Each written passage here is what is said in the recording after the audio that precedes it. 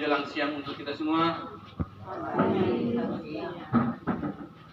Yang terhormat Bapak Camat Kota Baru beserta jajarannya, yang saya hormati pimpinan Forum BPD beserta jajarannya, Bapak TA Kabupaten yang hadir hari ini, yang saya banggakan, dari BKKBN yang hadir hari ini, yang saya banggakan, bapak-bapak kepala dusun, tim nakes desa, RT RW, yang saya cintai, mama-mama yang luar biasa hari ini hadir di aula kantor desa ini. Salam sejahtera untuk kita semua. Salve, salam, Om Swastiastu, Namo Buddhaya, salam kebajikan, salam sehat, salam Pancasila.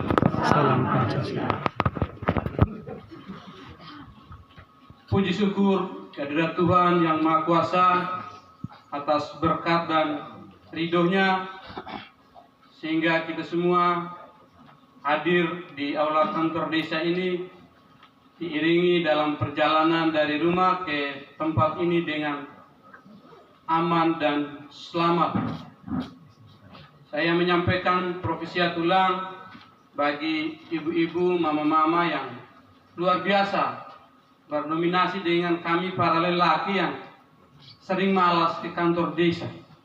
Saya berharap bahwa hari ini kita bisa menghasilkan proses perencanaan musyawarah kita ini dengan baik untuk kepentingan jangka panjang, jangka menengah masyarakat Desa Ndondo di 2025 dan juga di 2026. Hari ini merupakan momen yang kita sering lakukan setiap tahun di desa.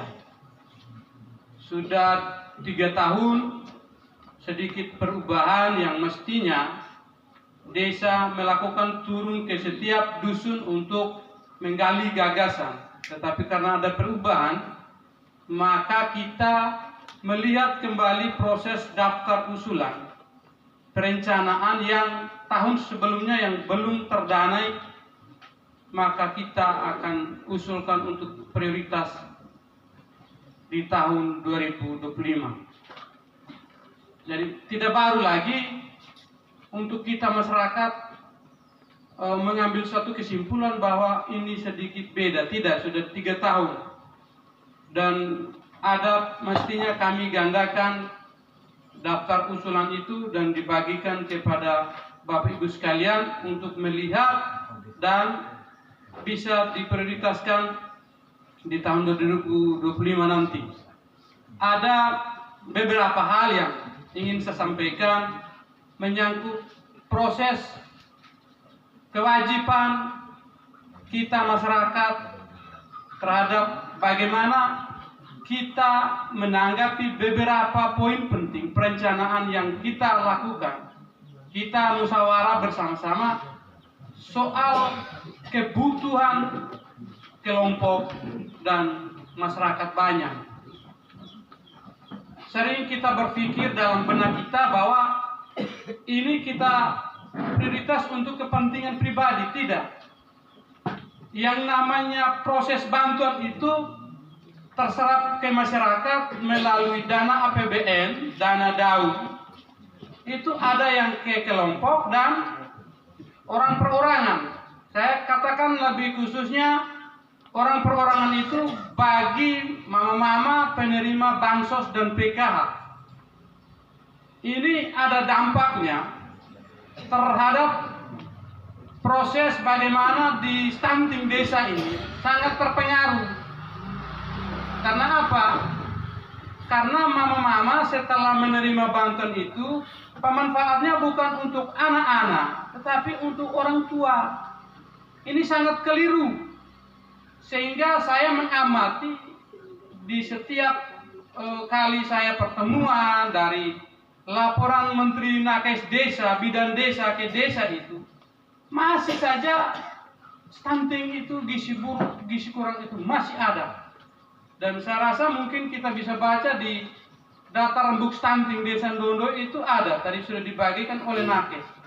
Ternyata proses permasalahan yang terjadi itu ada pada keluarga itu sendiri.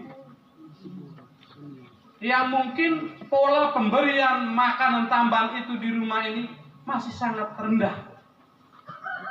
Juga proses pembiaran bagi kita bapak-bapak yang ada di dalam rumah yang selalu saja isap rokok di saat anak itu makan dan minum. Juga ada penilaian lainnya, termasuk jamban air minum bersih yang belum kita manfaatkan dengan baik. Ini pola hidup sehat yang mesti kita harus berubah sesuai dengan arahan dari Nakes Desa, karena mereka mendapatkan semacam peraturan yang dikeluarkan oleh yang tertingginya dari Kementerian Kesehatan RI, ditularkan ke daerah dan dijabarkan oleh seluruh nakes yang ada di desa. Untuk itu, menanggulangi hal itu, maka saya menghimbau untuk kedepannya kita harus berubah pola asuhan makanan tambahan. Selain kita disupport dari desa dengan pemberian makanan tambahan untuk bayi, balita, juga lansia. Terlebih yang kita fokus pada hari ini, bagaimana kita jaga generasi anak itu. Bagaimana mereka-mereka ini yang akan menerangi kampung negara ini. Sehingga kita per hari ini, ya katakanlah sumber daya kita banyak drop out SD, SMP. Tapi 10 tahun yang akan datang, anak cucu kita harus kita rubah pola berpikir. Yang kita mungkin sekolah IWA, mereka harus di tingkat sarjana. Karena apa? Sarjana itu bukan mereka mengurus diri mereka dan keluarga mereka, tapi bagaimana mereka melihat kembali potensi yang ada di desa, di daerah ini, yang perlu mereka kembangkan dengan masyarakat lokal, budaya, kearifan lokal yang ada di wilayah desa kita. Yang dimana di sini melekat sekali dengan adat, agama, dan pemerintah. Ini yang diarahkan untuk kita saling bergandengan tangan, bekerja sama. Ketika ini kita tidak jalankan, maka salah satu roda ekonomi masyarakat juga akan turun. Kita juga bersaing dengan, kemarin ada pendampingan dari 2013 sampai 2024 ini masih didampingi juga oleh LSM Tananua. Ada beberapa masalah soal pertanian, peternakan, perkebunan, kesehatan, pendidikan yang ada di desa kita. Sering kita melakukan sosialisasi. Ini menjadi ilmu yang sangat luar biasa yang harus kita ikuti. Kita jalani secara bersama-sama sehingga kita bisa berubah. Berubah itu bukan dari pemerintah memberikan uang saja, tidak. Dari sumber daya berpikir kita, cara pengelolaan kita, cara pemeliharaan kita, jaga kesehatan kita, disertakan dengan mereka yang mendampingi kita, dan pemerintah akan mensupport dana. Harapan kita bahwa Ndondo ini ke depan kita berjalan di sektor pertanian, peternakan, karena sesuai dengan potensi kita. Saya sering menghimbau bahwa lahan-lahan tidur yang ada di sini kita perlu kembangkan, kita bangun, tanam. Jangan sampai kita duduk dan nonton. Ternak sudah ditertibkan oleh Mosalaki, pemerintahan desa setempat. Apalagi yang kita kurang di sini? Yang kurang hanya bagaimana kita berpikir untuk kerja. Jangan sampai kita mengeluh lagi bahwa saya belum dapat ini, belum dapat itu. Tidak. Per hari ini kami berkoordinasi dan tersistem, terstruktur bahwa yang namanya bantuan itu sudah diserahkan kepada seluruh masyarakat. Sampai dengan di desa menggunakan dana desa dari APBN untuk penambahan BLT. Itu bagi masyarakat yang tidak dapat bansos. Jadi sesuai kriteria kami masuk nama-nama dengan musyawarah dan ditetapkan sesuai 14 kriteria yang ada. Bukan hanya asal penetapan saja. Bukan karena melihat saya harus pilih ini keluarga saya, tidak. Zaman dengan aturan yang transparansi ini yang sudah kami sampaikan kepada masyarakat semua. Jadi tidak ada indikasi yang menyatakan bahwa kepala desa kolonia, tidak. Yang sudah dapat bansos tentu BLT dana desa tidak dapat.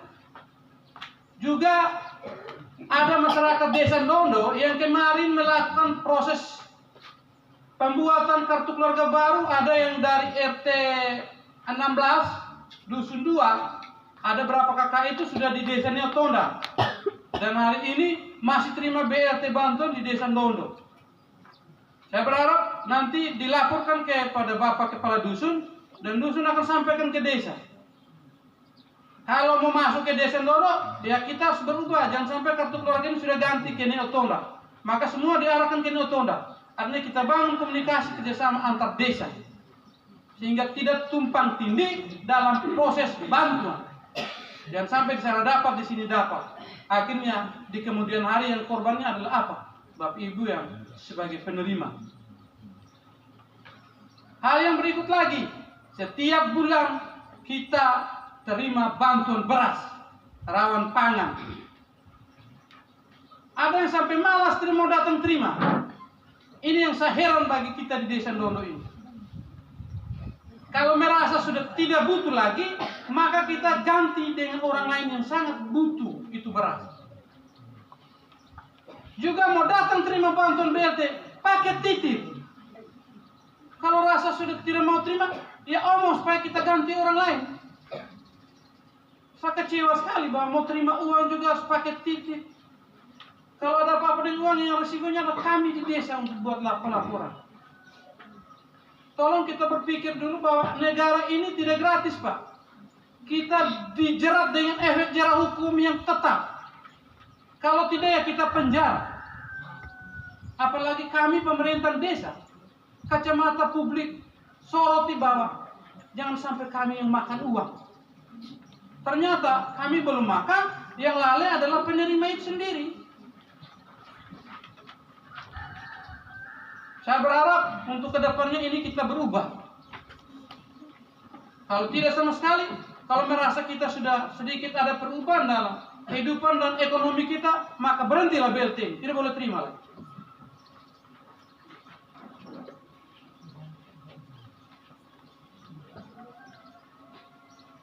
Untuk itu, pada hari ini kita berproses melihat, menyampaikan pikiran pendapat kita dalam bermusyawarah. Kita harus melihat langsung dengan kebutuhan yang terjadi di wilayah kita, baik di wilayah dusun maupun desa dan juga di kecamatan, karena ini meliputi untuk fides pikelnya desa, jangka panjangnya desa yang kita akan alokasikan usul di APBN dan DAU. Jadi ada kita anggarkan dari dana desa, juga dianggarkan oleh APBN yang dimana kita harus menyampaikan usulan itu di tingkat kabupaten, provinsi, dan pusat, yaitu lewat fides pikel. Ini sangat jelas. Ada usulan politik dan juga ada usulan non politik. Kalau usulan politik itu hasil DPR di Kecamatan Kota Baru dan lebih umumnya Dapil 3. Kalau DPR turun ke desa menyampaikan reses, saya berharap kita lebih proaktif, ikut serta lebih banyak, dan kita menyampaikan usulan kita. Kadang-kala yang terjadi tidak datang reses, tiba-tiba DPR muncul kelompok baru. Saya tidak akan buat lagi SK baru. SK yang saya keluarkan kelompok tani yang terdaftar di Gapok dan Ndondo 20 kelompok dan terdaftar di Kementerian Baru 8 kelompok. Ada kurang lebih 12 kelompok yang harus kita lengkapi persyaratan. Jadi kalau ada lagi kelompok baru, saya belum bisa keluarkan SK kelompoknya. Sehingga secara politiknya bahwa kita akan mengusulkan itu juga lewat reses DPR. Jadi ada masyarakat yang punya jejaringan, baik itu DPR kabupaten, provinsi maupun pusat, silakan kita menyampaikan pikiran politik kita hari ini juga di musyawarah ini. Karena DURKP ini akan dibahas di tingkat kabupaten dan dikawal oleh DPR yang ada di Dapil 3 ini. Berkolaborasi dengan 30 DPR ada di kabupaten ini.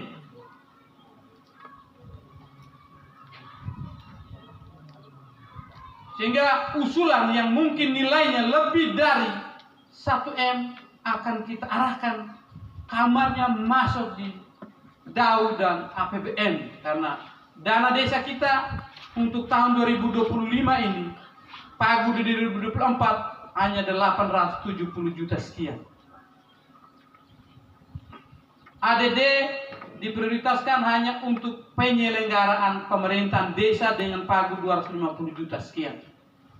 Ini juga karena kebetulan pemerintahan kabupaten, Pak Bupati kemarin ke Jakarta menyampaikan dengan beberapa tokoh yang ada di sana, akhirnya ADD naik lagi. Kalau tidak, gaji RT RW itu dengan 25.000. Nah, inilah birokrasi pemerintahan hari ini. Makanya kita butuh kerjasama kita, partisipasi kita, gotong royong kita menjadi nilai pemberdayaan. Akan kita sumbangkan ke negara. Akan dihitung nilai per hari, per jam, di angka uangnya sekian. Karena kita pendapatan asli desa Pades kita 0. Semata-mata kita mengharap dari anggaran pembelanjaan dari kabupaten pusat. Hingga kami pemerintahan per hari ini juga ngos-ngosan gaji sih ya sama-sama, mungkin sama dengan ASN golongan 2A. Nah, ini yang retorika yang kita alami, kita dapat, kita hadapi dengan berbagai macam gejolak yang terjadi di negara ini. Jadi skopnya jangan sampai kita berpikir, oh ini Kepala Don Omesa, Kepala Lobion Niki Omesa. Tidak, Pak.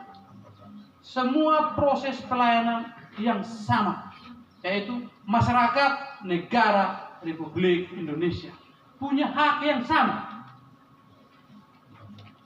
Mungkin ini dulu sedikit sambutan singkat saya.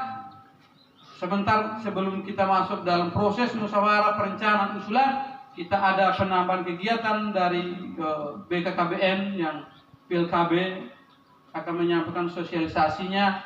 Mungkin baru kita lanjut dengan kegiatan musdes kita. Terima kasih atas perhatian kita semua. Mungkin ada beberapa bahasa tutur kata saya yang sedikit menyinggung ke perasaan kita semua. Saya mohon maaf sebesar-besarnya. Selamat siang untuk kita semua.